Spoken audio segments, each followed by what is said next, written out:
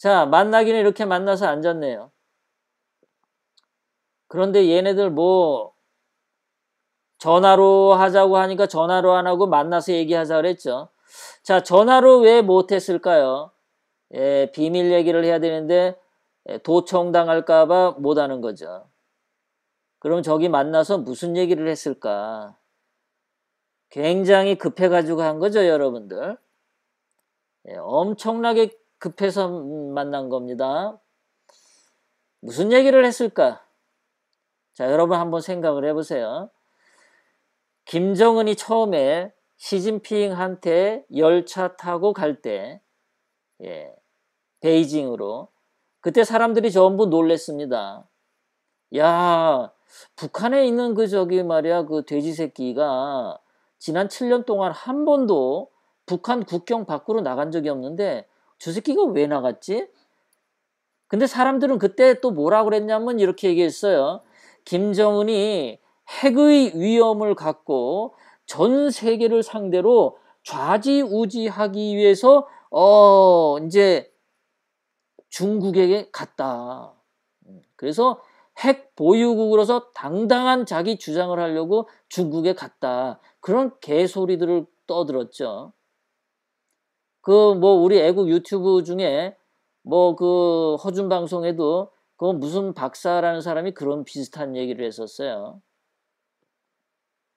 그래서 제가 그때 하도 열받아가지고 그 다음날 전화를 해서 정정을 시켰죠.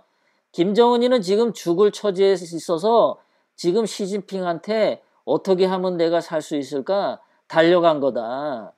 도대체 핵의 위험을 갖고서 헤게모니를 쥔 놈이 왜 밖으로 나갑니까? 시진핑이 평양으로 가서 김정은 앞에서 무릎을 꿇어야지. 핵 가지고 김정은이 위세가 등등한데 뭐 지가 뭐 미쳤다고 중국 북경으로 갑니까? 말이 안 되잖아요. 그래서 그때도 김정은이가 그렇게 해서 간 겁니다. 그런데 한 달 지나지 않아 가지고 또 김정은이 비행기 타고 갔었죠. 그리고 판문점 4월 27일 날 만났고 또 지난주 금요일 날 만났어요. 김정은이는 지금 자꾸 외부로 누군가를 만나죠. 여러분들이 집에 계실 때 말이에요. 집안이 아늑하고 따뜻하고 안락하면은 집 밖으로 나가고 싶어 합니까? 안 나가죠.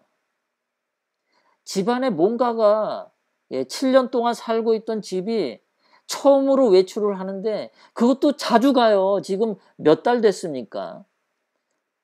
지금 한 3달 됐나요? 2달 됐나요? 2달 만에 3달 만에 지금 김정은이는 4번을 나왔어요. 4번을. 그만큼 불안하다라는 거죠. 평양 쪽에. 김정은이가 엄청 쫄려 있습니다. 지금이요.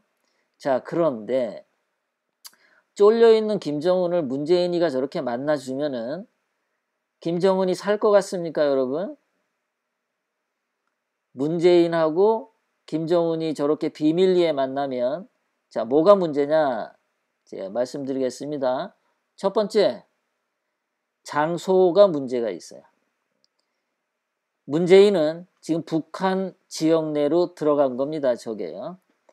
대한민국 헌법상 김정은은 북한 괴뢰입니다. 적군의 수장입니다. 적군의 영역에 저렇게 들어가 앉아 있어요. 허락을 안 받은 겁니다. 국민한테 허락 안 받았어요. 국민에게 알리지 않고 간 것은 허락을 안 받은 겁니다. 그리고 북한에 있는 그 누구와 만날 때는 대한민국 정부 관계자에게 그 방문한다라고 하는 것을 정식으로 서류 보고를 해야 됩니다.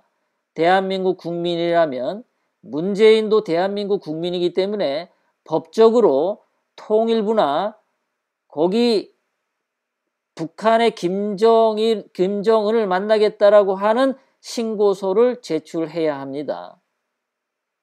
그것을 만약에 신고서 제출을 안 하고 그리고 제가 방송한 이후에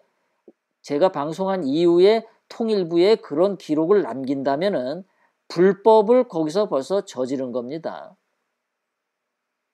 그리고 통일부에 문재인이 북한의 적군 김정은을 만나겠다라고 통일부에 보고를 하면은 당연히 기자들이 그것을 알고 공개 보도를 합니다. 그런데 그런 것도 없었어요.